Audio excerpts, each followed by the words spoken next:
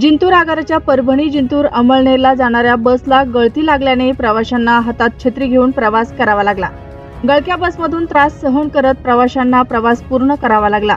महामंडळाच्या दुर्लक्षामुळे गळक्या बस रस्त्यावर धावत आहेत। या गाड्यांमधून प्रवास करताना प्रवाशांना छत्र्या धरून बसण्याची वेळ आली आहे। शुक्रवारी सकाळपासूनच पावसाची रिपरिप सुरू होते। परभणी झरी बोरी जिंतूर ते अमळनेरकडे जाणाऱ्या MH14 BF 1950 या बसमध्ये काही प्रवासी बसले, परंतु सदर गाडीला गळती लागलेली होती। पावसाचे पाणी गाडीमध्ये पडत असल्याने प्रवाशांना जिंतूर बस स्थानकापर्यंत हातात छत्री घेऊन प्रवास करावा लागला। या प्रकारामुळे प्रवाशांनी संतप्त प्रतिक्रिया व्यक्त केल्या आहेत। एसटी महामंडळाच्या गलथान कारभाराचा फटका प्रवाशांना बसला। जिंतूर ते अमळनेर या लांब पल्ल्याची गाडी चांगली सुस्थितीत देणे आवश्यक असताना गळके वाहन देण्यात आले।